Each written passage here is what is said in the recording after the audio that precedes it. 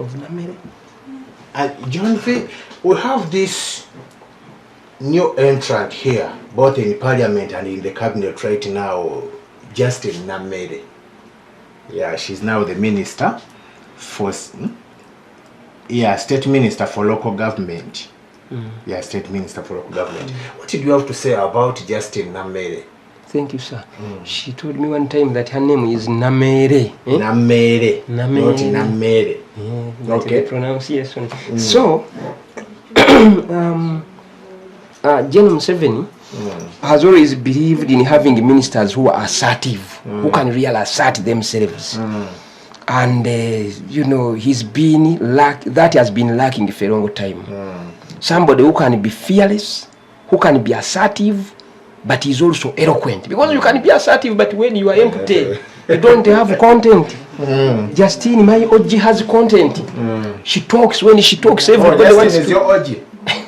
At Makere, at the law school. She is a student of law. So Justine is very assertive, very knowledgeable. And she also comes from a region where General Museveni has a lot of catching up to do.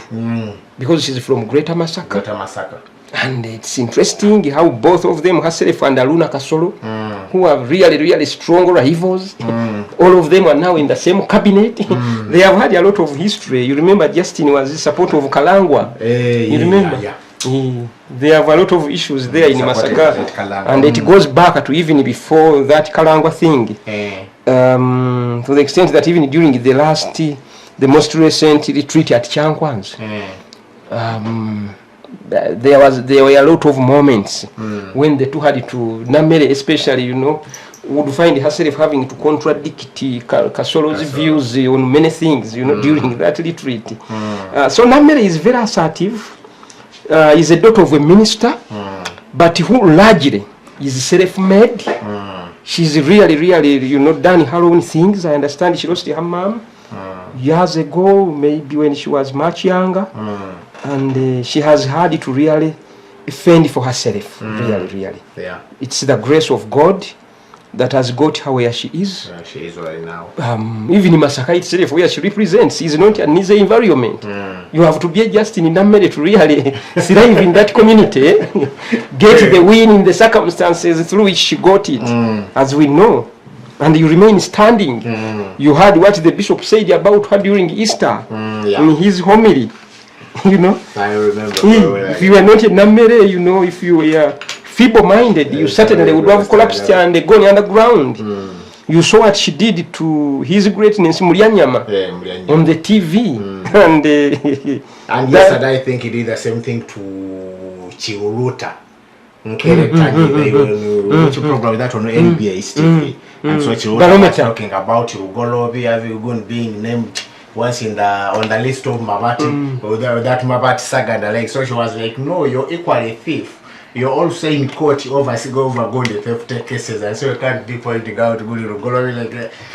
She put him in his place. Yeah, she put him in his place. General Museveni has lacked those people like those. Frank Tumwebaze used to do that when he was still younger. Manyima Saka Tugamba. Nti tutulifu mitali kyalito welikula lisogola mwenge. Frank used to be the way Namere is, but more polished, more restrained, yes. So the Franks now grow the Bahatis and the transition into that age bracket. There has always been, I think, a virtue. Namere is almost a Tamale Mirundi. She can really give you your food anytime in whatever form you want it. She takes no prisoners. She's prepared for fight at all times. Yeah, she really had him for supper, I tell you. And we don't have many people who can in NRM who can be eloquent, both in their mother language and also in the English language. Justin does both and very effectively. But that Chiruruta, I didn't watch that program of Kungu, but I hope it was not personal, because Chiruruta, that young boy, is actually the one who defeated Mzee Sempija, the father of Justin. I hope it was not personal. Because I defeated your father, I defeated him. He said it. Now, Justin is really well credentialed. Yes? She's got a lot of credentials, and there is a lot she brings on the table for the president. But I was surprised because many people saw it coming that she would end up in cabinet. But of all ministries, you know, General Museveni is really he will always be General Museveni, very exceptional. Because I can't imagine what he considered to put Namere. Namere, in Nokoga, of all places. You would imagine she would be in ICT, she would be in one of those flashy places. But he puts her there, and I think she's very happy about it. Because a cadre is a cadre, you have to go anyway and do the job. I hope she's able to use that to galvanize support and amplify the party in Masaka. You know, she represents a city, where Noop, I think, is very popular, to the extent that I do not know many places where Noop is as popular as in that place. It's really a tall order. Yeah. But being in Namere, you can really count on her to hold her own ground. But this is really the most important thing again as we leave her. There is a difference between populism and governing. You know, when you become a minister, you are governing. You know, that's why for a lot of people it's much easier to be a good MP than being a good minister. Yeah, I think in Namere, if General Museveni was more fair, I think would have allowed her to be a backbencher first and foremost. Okay. To at least do some 5 years, speak and learn parliament, and you know, ground herself, become more organic, learn on the job, and eventually come to cabinet. But again, who knows? She had made it clear from day one. My office, my agenda is corruption. I'm going to fight corruption. I'm going to be a voice against corruption in parliament. Unfortunately, she still believes she will do it. But when you are minister, it's going to be totally different. As I said, when you are minister, you are governing. You know, when you are an MP, you are being a populist. There are many things you are free to talk about, even if you are NRM. But as minister, she's going to discover a lot of things. And don't be surprised, in 6 months, in 1 year, people are going to be asking, what happened? What happened to our girl? To the extent that people are going to call her for it's called what? Barometer. She may even not have as much time to be on media the way she's been having it. Being a minister, I've never been one, but I've related with a lot of people over the years. It's really a very different thing. Very different. You know, when you are out there, you can criticize the Minister of Local Government.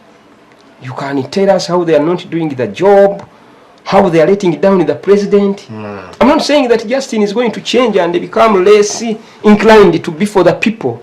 She will continue, but she's going to have to operate in a very constrained environment. Minister, to the extent actually she may not be aware, to speak to the president, for instance, as a minister, you must first get permission of the prime minister. Okay. Even after cabinet there, when cabinet yewedde nyinayo kwa function omukulu njagala muyita ku mukolo gwange, it's not what many of us think. Okay, you have to be authorized, and many times General Museveni doesn't come to cabinet, or when he comes, he communicates and be part of that segment where there is an issue which he has interest in. Thereafter he will leave it for Jessica Lupo. So if you wanted to engage, you can say, oh, the opportunity cannot be there because the meeting is still on. But then the HE is excusing himself to leave. So Justin is going to learn a lot of things in there. Okay. Just like Balaam had to learn.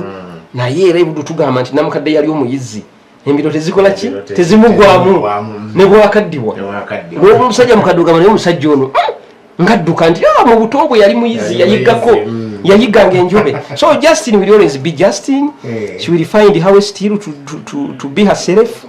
But it's really going to be different from what we think. Okay. Because local government, my friend, she might try to fight the chief administrative officers as a populist, trying to show you know, sticking to my agenda of anti-corruption. These cows are very corrupt. The district service commission are very corrupt.